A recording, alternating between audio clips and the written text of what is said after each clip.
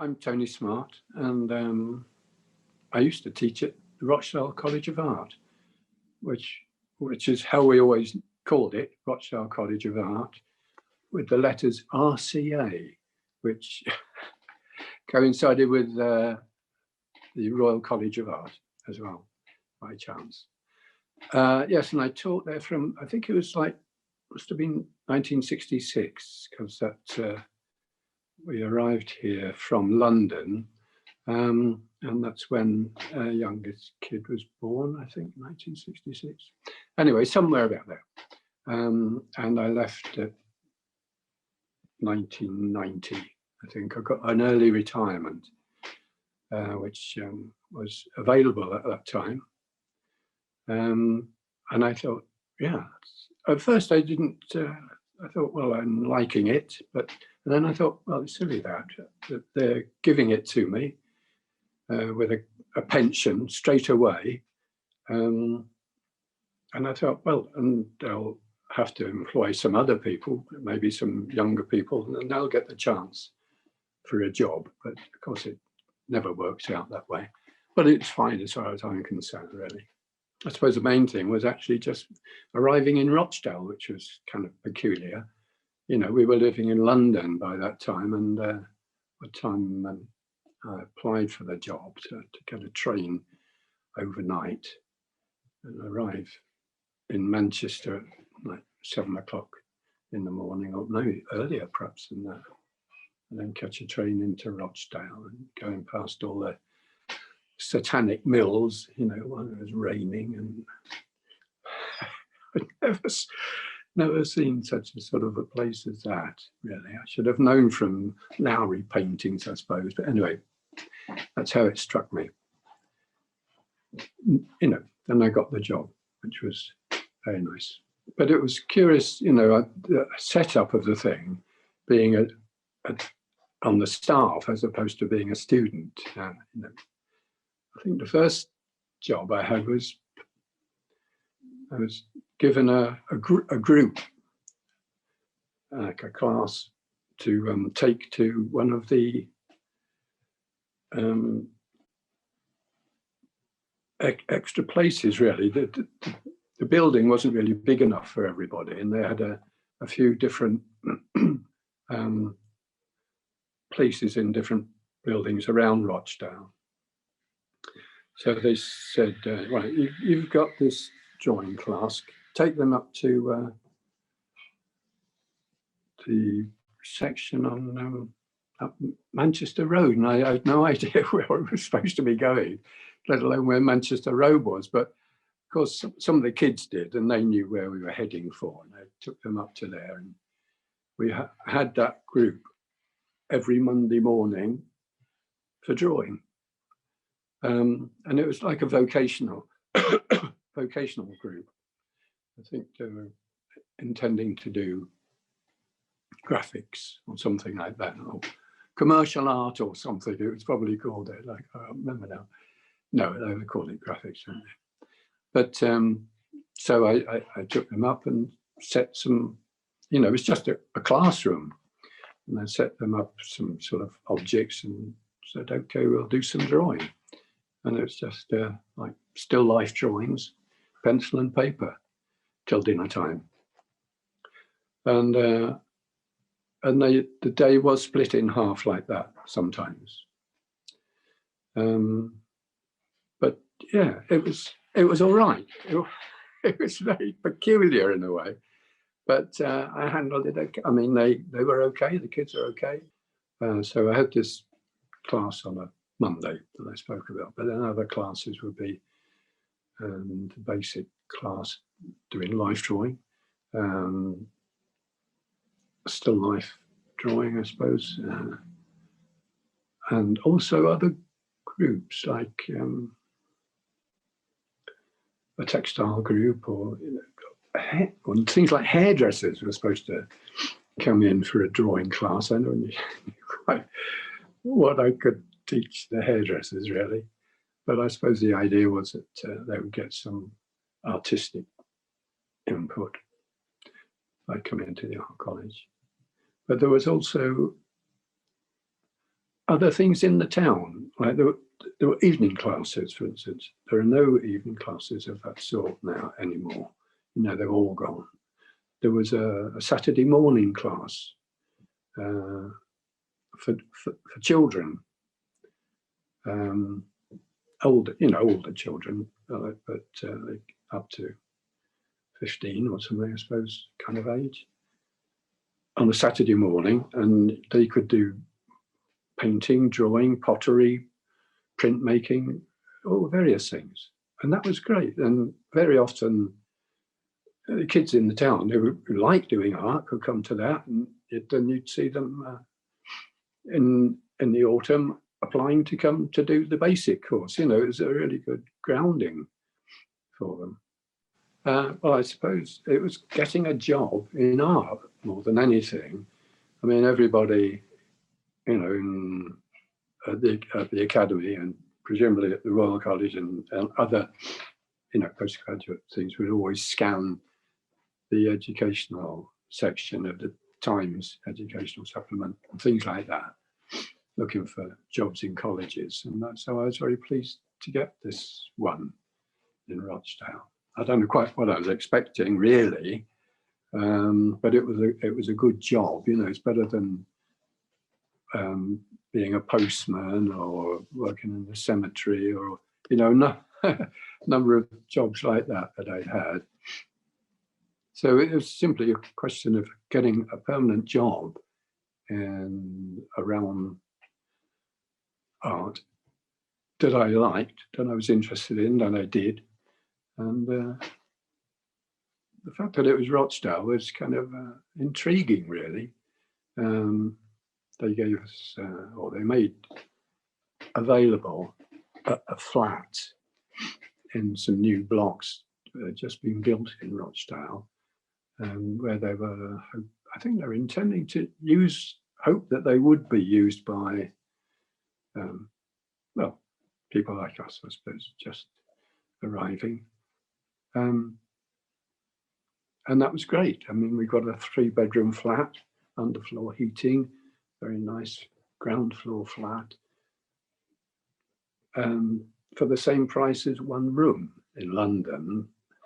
It's ridiculous, really, looking back on it. But anyway, it was, I think it was mostly Peter Wolstenholme, I think, who instigated the idea of the Rochdale sculptors. And he was someone who just arrived at the college, maybe a year after me, teaching pottery. But he was also a sculptor. So I don't know quite, he'd come from Sheffield, I think. I don't know quite what I think he'd done sculpture at Sheffield, but perhaps they had you could get combined courses, you know, so perhaps he did ceramics as part of his sculpture course, I don't know. The students had been with their liberal studies lecturer, I think, looking to see what the art gallery did and what there was in the town. And they thought nobody ever goes to the art gallery, or hardly anybody goes to the art gallery of the general public at that time. And Peter's idea was to have some art on the street where people could sort of bump up against it, as it were. And I don't think this was a brand new idea. There might have been some ideas for sculpture outside the gallery going around. Not just, you know, something like, you know, a wall mural or something like that, but something a bit more interesting to face up to artists' stuff on the street that has just been done. And he rounded up, well, I don't know how he did it, but he got the people who were teaching in sculpture at that time. There was Rod Bailey. Rod Bailey had just arrived by that time, I think, in sculpture. Keith Chadwick, who else? Well, himself, I suppose, in ceramics. There was Robin Forrester, who was also in painting with me, painting and drawing. And other people that that we knew that a sort of some gathered around the college. People on the council, or presumably in the arts committee or whatever, library and arts committee would that have been, departments, all got interested in that, and they set up the Rochdale Festival in 1971, 72, something like that. And they got the guy who used to do the Edinburgh Festival to organise it, which I thought was fantastic. And they had some terrific things there. People sort of working there all day. Gabriele Brass Ensemble, which was like a quartet of brass instruments. They were absolutely fantastic. And a street theatre group, what were they called? Anyway, a street theatre group, which was quite a new thing then, who they've all developed on since then, of course. And the festival was terrific. And there was also, besides those sort of free things in the town square, there were concerts in the town hall, there's a Methodist church there up on Drake Street. We used that.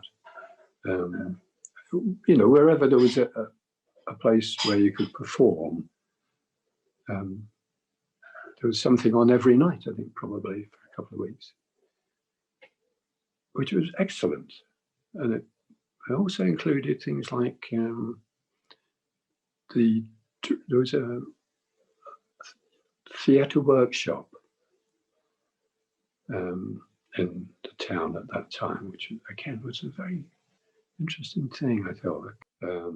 So you didn't need to be able to draw or paint or sculpt or anything, any of those sort of things, because there's these very famous guys who just had ready-mades. Well, if they can do a ready-made, so can I, sort of a thing. I'll put a glass of water on a shelf and call it the lake. And, you know, that was really the kind of way it changed. And they became famous, these people. And that became, in a way, the sort of things that, the way that courses were dealt in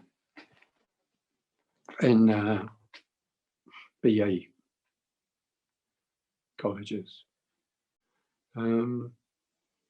People weren't expected to do life drawing, and in fact, you know, there was, you know, what do you want to do life drawing for? You know, and that was the staff's response. You know, if people would turn up, you know, at the college, and you know, with life drawings, and they'd say, "Well, what do you do that for? We don't do that here." Or, "Yeah, it's all right. If you want to do that, we can arrange for that. We'll do that like next week or something." And then it, you know, that would just fade away. That sort of drawing as a thing that the students would do would just sort of fizzle out.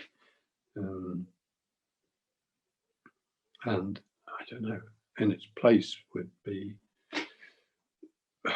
what, you know, some sort of a sub-Duchamp kind of a thing, I suppose. And if you can't have a ready-made, well, you could make your own ready-made, I suppose.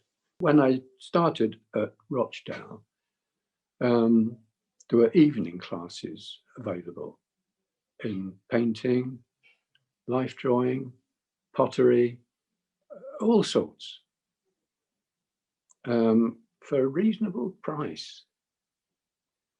I mentioned before about the Saturday morning classes, I think, that, you know, they often provided students would arrive as members of the art college, you know, student intake.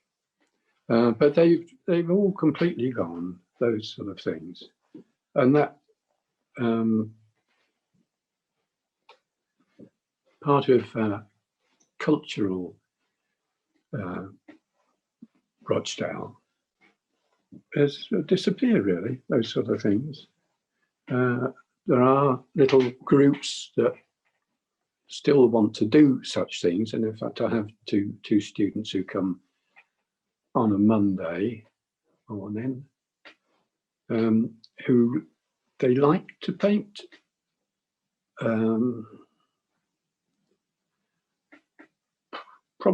mostly, I suppose, from photographs, but visual things anyway. They like those, and it seems a bit kind of odd, but I like to think that they get something from it, and of course they do.